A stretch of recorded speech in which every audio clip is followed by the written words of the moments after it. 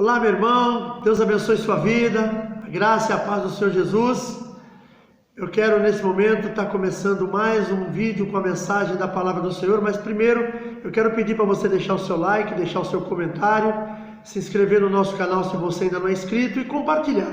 Compartilhe com todos os seus contatos, que vai nos ajudar muito, que a nossa intenção é semear a palavra de Deus. Vamos à nossa vinheta rapidamente e já voltamos com a mensagem.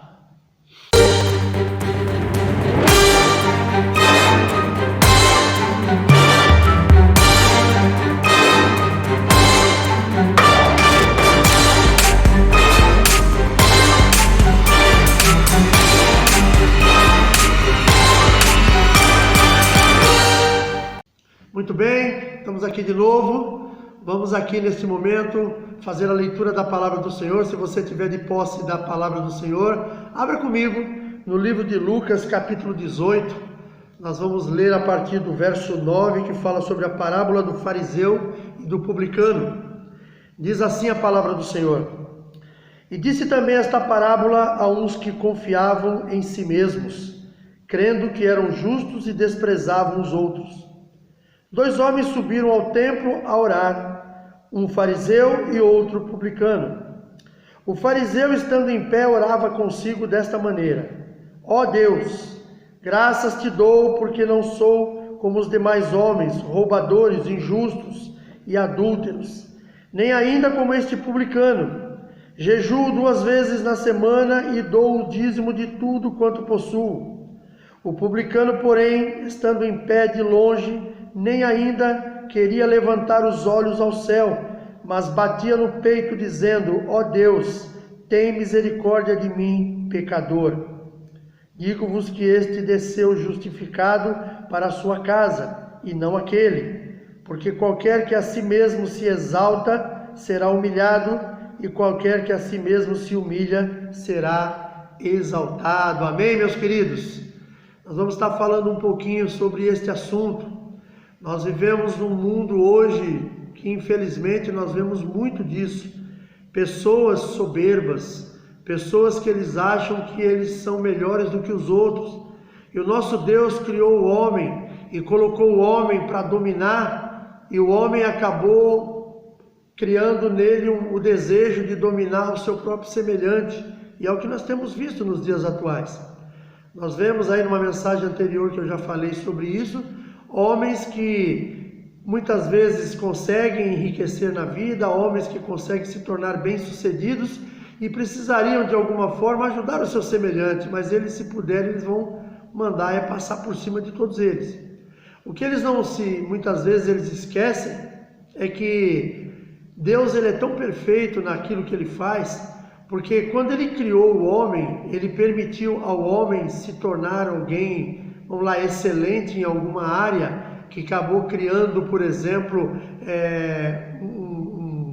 uma qualidade em alguns talentos na sua vida, mas ele também permitiu que outros homens ficassem numa condição um pouco inferior, para que aqueles que lutaram, que conseguiram coisas melhores, que ele pudesse ter pessoas que o atendessem, mas não quer dizer que ele vá passar por cima dessas pessoas. Por exemplo, você conseguiu fazer uma faculdade, você se tornou um engenheiro. Eu vou usar a engenharia porque é uma área que eu sempre vivi no meio dela. Aí você trabalha numa grande empresa, você comanda uma obra, mas você sabe muito bem que para que esta obra aconteça, não é só você que vai estar lá. Ali você vai ter você que é o engenheiro, vamos dizer assim, que é o cara que está no patamar mais alto dentro de uma construção civil, mas você vai ter abaixo de você o mestre de obra, você vai ter os encarregados, você vai ter os profissionais que fazem todo tipo de trabalho, tem aqueles não são profissionais, são aqueles que são mão de obra não qualificada, que a gente chama, que são os que vão ajudar esses profissionais. Você está no comando de tudo aquilo, mas se aquelas pessoas não estiverem ali, como é que você faz? Eu já vi pedreiro, eu já vi engenheiro que não sabe diferenciar uma espátula de uma colher. Trabalhando em obra eu cheguei a ver isso. Eu já cheguei a ver engenheiro que não sabe diferenciar um pedaço de madeira de um pedaço de concreto. Ele olhando assim de longe, ele não sabe nem dizer. Ele olha dois tipos de pedra, que é a brita que a gente usa na obra. Uma nós chamamos de brita 1, brita graduada 1, brita graduada 2. Ele não sabe diferenciar aquilo. Por isso precisam ter os profissionais ali junto com ele. E ele tem que ser uma pessoa que entenda isso. Ele não pode achar que porque ele é um engenheiro, ele é o bambambam do pedaço, porque ele não é. Nenhum de nós somos. Todos nós temos os nossos talentos que Deus nos deu. Ele deu uma qualificação para mim e para você, que para nós usarmos naquilo que nós estamos vivendo no nosso dia a dia. Porém, nós precisamos de outras pessoas ao nosso lado. E quando nós lemos aqui essa passagem na palavra do Senhor, que nós vemos que dois homens subiram ao templo para orar.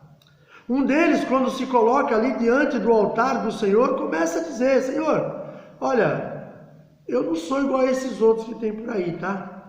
Eu sou uma pessoa que jejuo, eu sou uma pessoa que entrego o meu dízimo, eu sou uma pessoa que faço isso, que faço aquilo. Não me compare com esses que estão aí. E ele, inclusive, ele até usa isso para poder, de alguma forma, jogar um julgamento em cima daquele que estava ali do lado dele orando também. Ele estava ali se sentindo como se o Senhor o tivesse convidado, tipo assim, Deus o convidou para um bate-papo. E na realidade não é isso que acontece. Quando nós nos apresentamos diante do nosso Deus em oração, nós temos que nos apresentar com extrema humildade. Primeiro porque o nosso Deus é um Deus soberano. Ele é o Criador de todas as coisas. Nós somos fruto da sua criação. Nós não podemos nos comparar. E a soberba, ela é muito terrível. A soberba foi quem tirou Lúcifer do céu. E é a soberba que vai impedir, talvez, muitos de subirem aos céus no dia da chamada. Então nós temos que tomar um cuidado muito especial. Esses dois homens, eles vão ao templo, que seriam as nossas igrejas nos dias de hoje. E quem falou que nas nossas igrejas no dia de hoje também não acontece isso? Queridos, eu estou no ministério há quase 20 anos, como dirigente de uma igreja há 12. E durante esses 12 anos, e mesmo nos outros anteriores, eu vi muita gente cometendo enganos desse tipo, achando que por eles de repente terem uma posição dentro de uma igreja, eles se acharem melhores do que os outros. Pessoas, por exemplo, que já chegaram para a gente e dizer: não, eu tenho na minha vida todos os dons do Espírito. E aí você analisa a vida dessas pessoas e fala: meu, essa pessoa está enganada. Porque o nosso Deus, ele não vai dar os dons do Espírito Santo para essas pessoas, não vai permitir o dom do Espírito Santo para essas pessoas, para aquelas pessoas trabalharem em seu próprio favor. Os dons do Espírito Santo é para que nós exerçamos algo para o reino de Deus, não é para nós. Se você, meu irmão, você tem o dom da palavra, esse dom da palavra é para edificar as pessoas. É para que você possa abençoar as pessoas quando você pregar a sua palavra, a palavra de Deus. Quando você estiver ministrando a palavra, saiba que Deus está usando aquilo para o reino dele. Se você tem o dom da cura, sabe, você impor as mãos sobre as pessoas, esse dom da cura é para edificar o reino de Deus, não é para você ser edificado nele. O que vai edificar a sua vida é a palavra de Deus. Ela vai edificar você quando você recebe a palavra de alguém. Se você tem o dom de visão, esse dom de visão é para edificar a igreja, é para edificar o corpo de Cristo. Se você tem o dom de línguas, é para edificar a igreja. Se você tem o dom de interpretação, é também para edificar a igreja. Porque o próprio apóstolo Paulo fala que o dom de línguas, ele pode edificar você mesmo, mas para edificar a igreja, precisa ter um intérprete. E Deus levanta os que interpretam o dom de língua. Então nós precisamos saber que aquilo que nós recebemos do Senhor é para a edificação do reino de Deus. E nós vemos aqui nesta parábola dois homens que chegam no templo para orar. E um deles se coloca numa posição, como eu falei, que parece que ele foi convidado por Deus para chegar ali.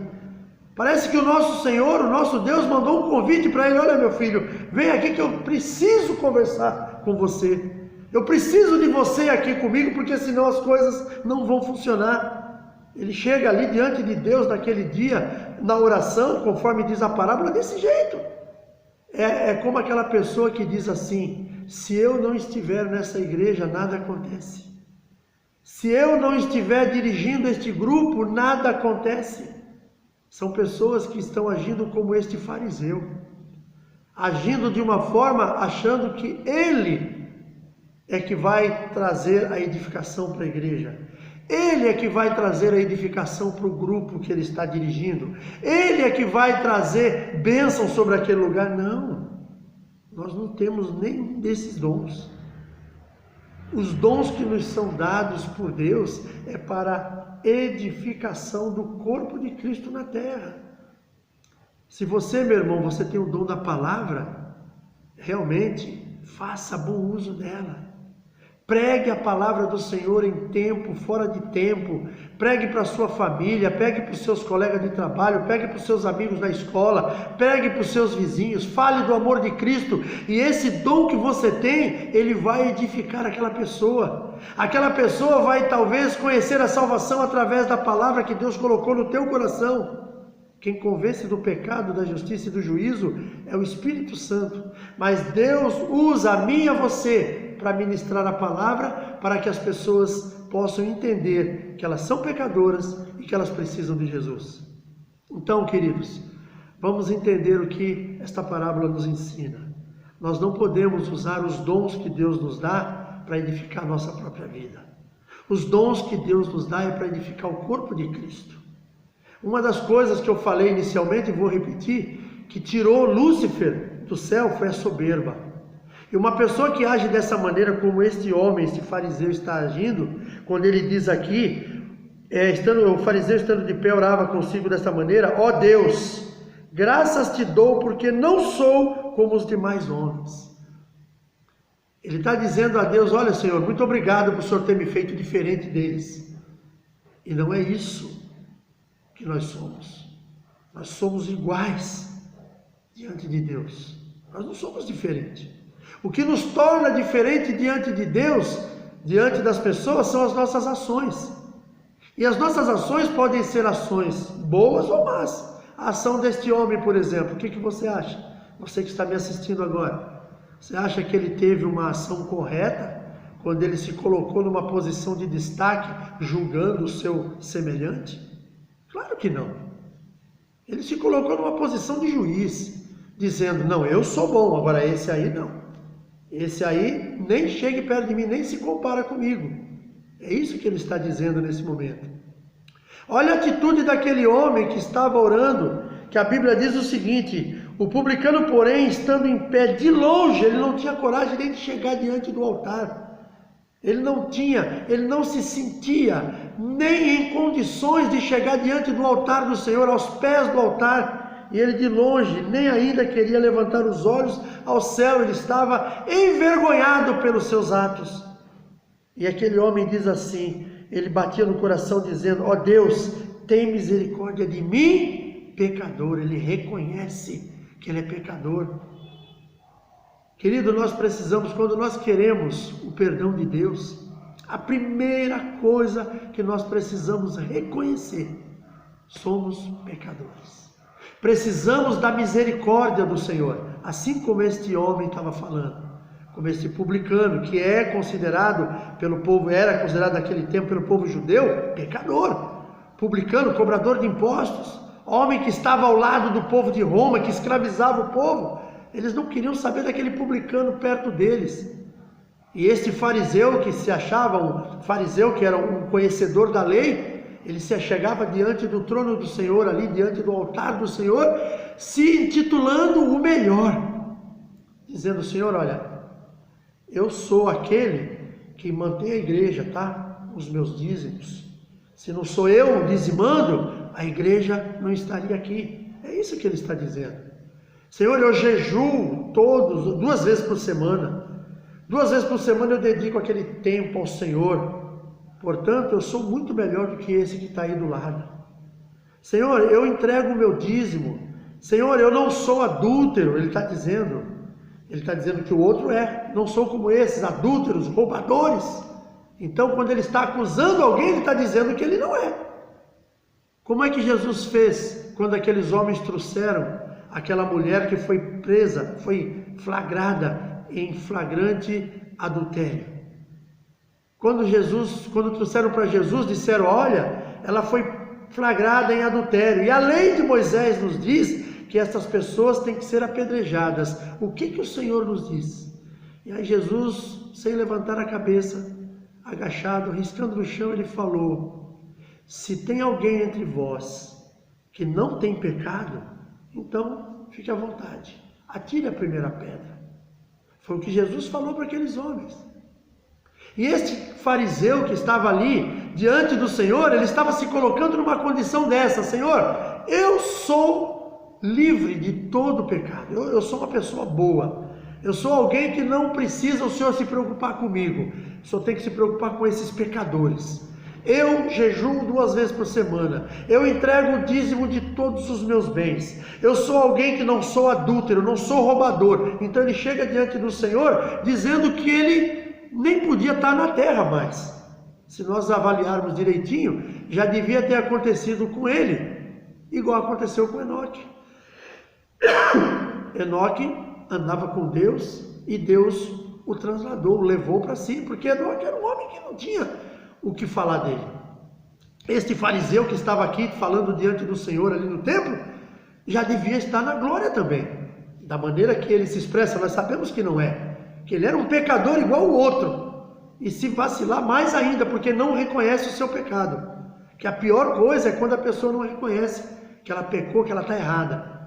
Às vezes não é nem pecado, mas são situações que nós precisamos mudar na nossa vida e nós não reconhecemos que precisamos da mudança. Eu me lembro há uns anos atrás, quando tinha um dos meus cunhados, que hoje é um servo de Deus, é um homem excelente na presença do Senhor, mas teve uma época da vida dele que ele vivia uma vida totalmente errada. E às vezes ele se apresentava lá na casa do pai dele numa situação que dava dó de ver. Travado, bêbado, muitas vezes drogado. E esse moço, quando a gente ia falar com ele, dias depois, quando ele estava bom, que eu muitas vezes por ter amizade com ele, ser alguém que nós conhecemos ainda criança, chegar para ele e falar, poxa, você está agindo errado e tal, você está exagerando. Ele falava, eu não, aquele dia eu tinha tomado uma coisinha a mais, mas eu estava legal, estou a pampa, que nem ele falava. Ele não reconhecia o seu erro. Só que um dia, ele me procurou na igreja onde eu estava congregando, eu não era pastor naquele tempo, sentou do meu lado e falou para mim, preciso de ajuda. Eu falei, que tipo de ajuda? Aí ele me contou o que estava vivendo. E ele falou, se eu continuar nessa vida, eu vou acabar morrendo. Ele reconheceu que ele precisava de ajuda. E aí eu me propus, junto com a minha esposa, que é a irmã dele, nos propusemos a ajudá-lo. E esse moço, nós acompanhamos ele durante 2 anos.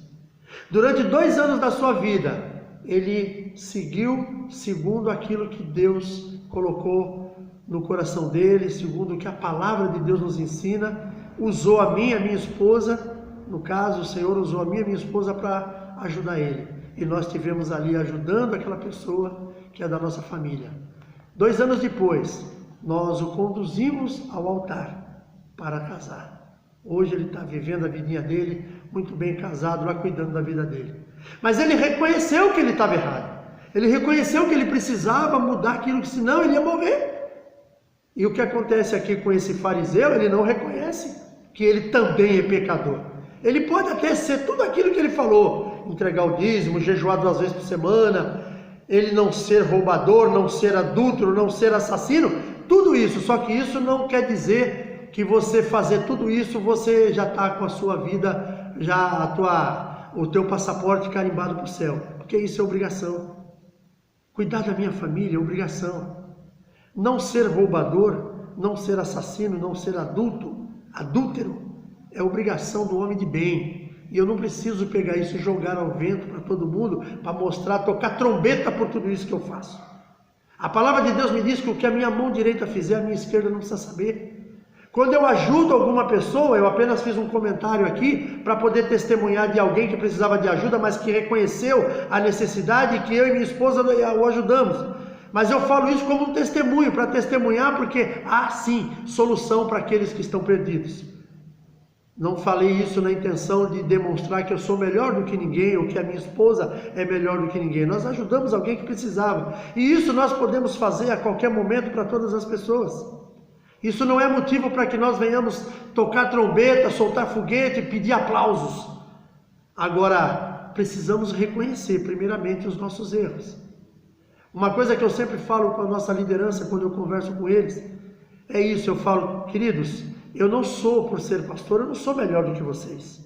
Eu sou falho, eu cometo muitos erros, eu preciso do perdão, eu preciso da misericórdia do Senhor. E eu clamo diariamente pela misericórdia do Senhor sobre a minha vida e sobre a minha família. Isso é necessário fazer. Eu preciso fazer isso todos os dias. Eu preciso, como a minha esposa costuma dizer, nós precisamos nos converter todos os dias. Não adianta eu chegar diante do Senhor e falar, Senhor, olha, hoje eu sou pastor.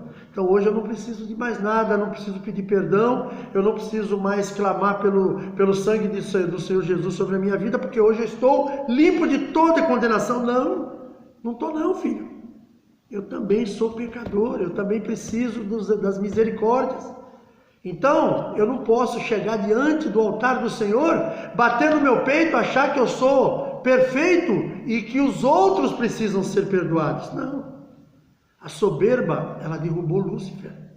Lúcifer se tornou soberbo ao extremo de achar que ele podia alcançar o trono de Deus. Nós vemos lá no livro de Gênesis capítulo 11, quando aqueles homens lá na terra de Sinar começaram a construir uma torre, e o que a palavra de Deus nos diz? Aqueles homens queriam construir uma torre para que os seus nomes se tornassem conhecidos na terra. Eles queriam ser conhecidos, eles queriam ser exaltados. E Deus falou, desçamos e vejamos o que eles estão fazendo. Deus sabia o que estava acontecendo.